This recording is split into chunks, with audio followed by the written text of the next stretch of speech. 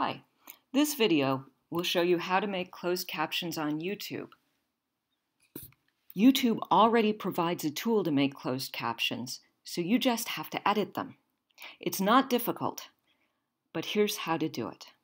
I'm starting on my own YouTube channel. I'm at home, and I go into my video manager. My videos have been preloaded.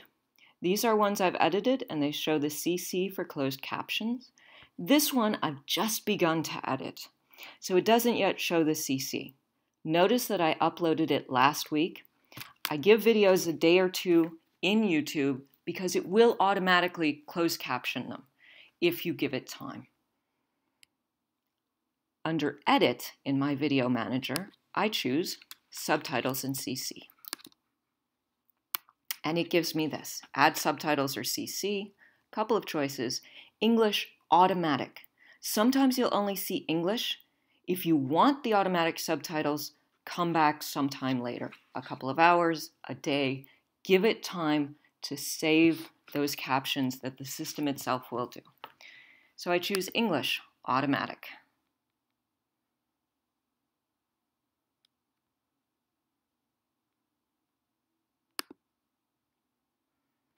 And there it has my subtitles, the ones that were automatically uploaded from YouTube itself.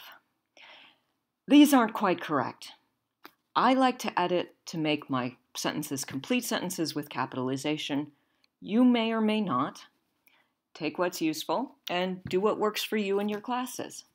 But you'll probably want to edit because it will get things wrong.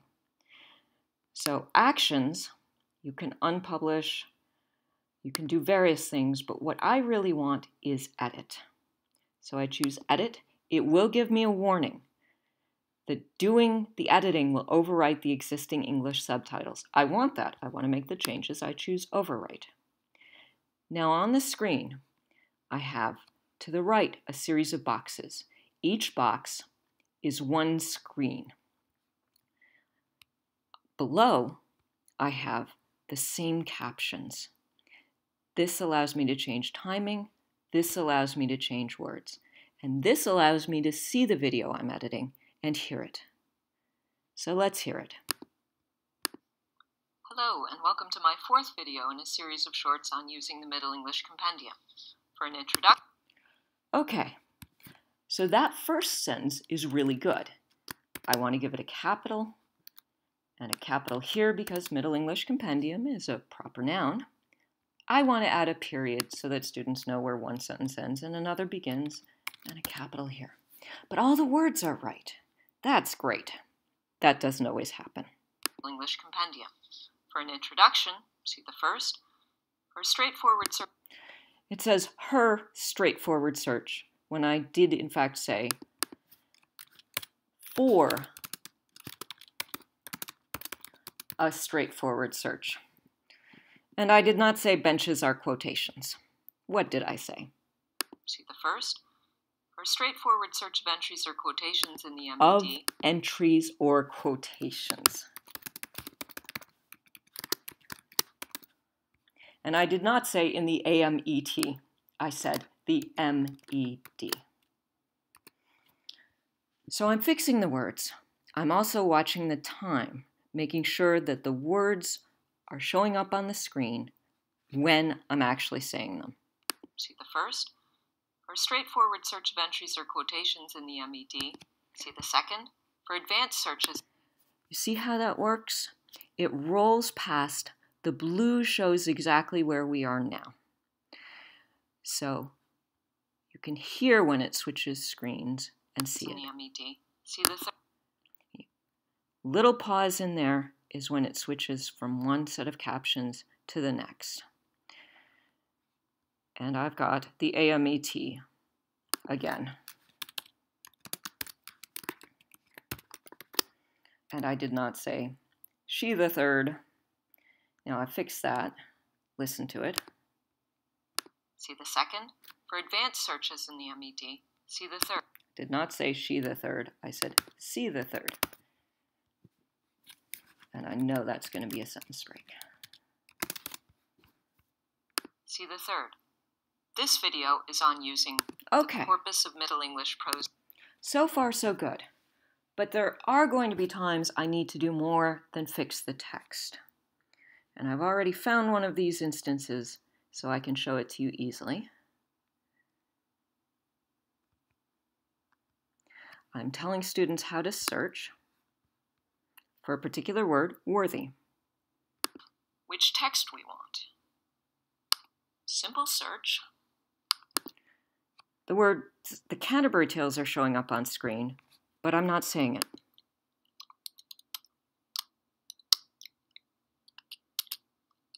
Canterbury Tales. The words have gone off the screen at the time I'm saying it. Here's where this part of the screen becomes important.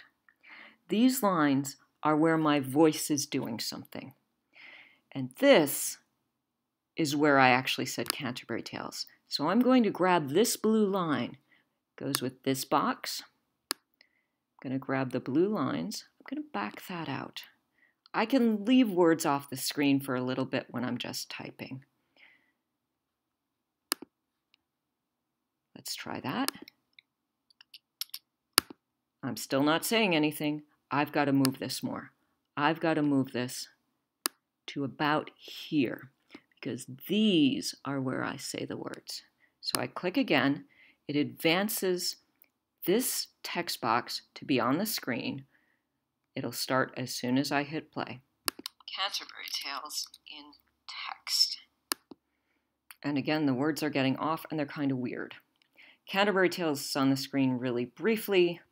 In text is wrong. It should say in text. So I take it out of one box and I'm going to put it with Canterbury Tales so the words are on the screen a bit longer. And I'm going to have to move this to try to get the words on the screen to match up with the audio. Canterbury Tales in text. Title. Title. It missed that word entirely. So I add that word, and that word is a little bump in the sound here.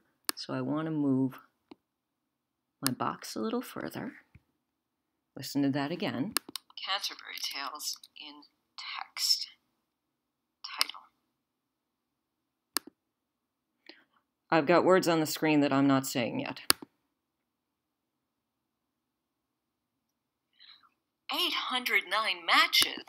And now there's no words on the screen when I'm actually saying them. Very loudly, in fact. So I want to move this box to match the words on the screen. Again, I use the boxes. Sometimes they are difficult to grab.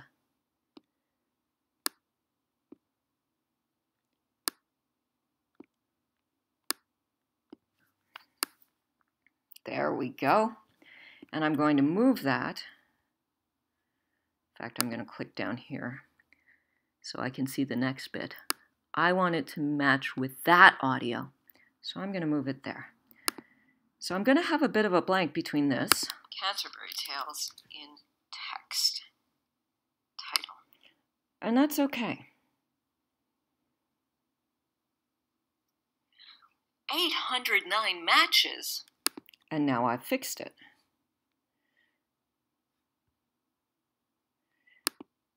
That's a lot. But what does it mean? What does it mean? Not what is it me?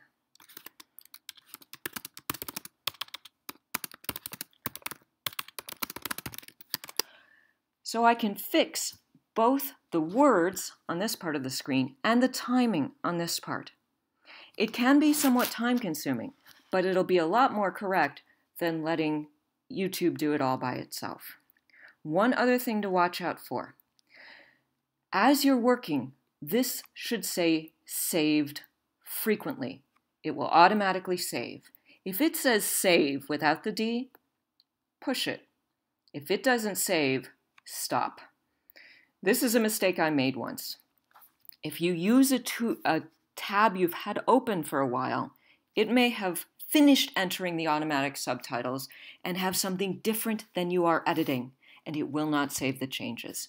So you want to make sure you always start in a new tab, make sure this changes to saved. When you're done, and I'm not done so I'm not going to hit it right now, but when you're done, you hit publish and then the captions will be available.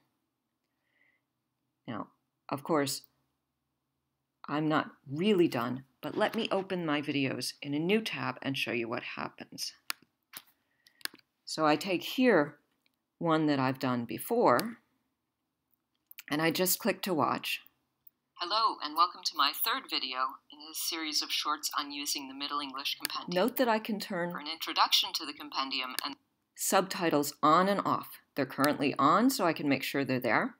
I can also see what it looks like when they're off. the Middle English Dictionary. See the To first make sure I've got closed captions that students can see, but don't have to see. And that's how my closed captions look. I hope this has been helpful. If you're curious, I make most of my videos on I Show You, which captures what's on my screen. I do my movie editing in iMovie, and of course, I'm using YouTube to do the captioning. A big thanks to Mark Santos for first directing me to YouTube and some materials on how to do it, and I hope this has helped you to use it better.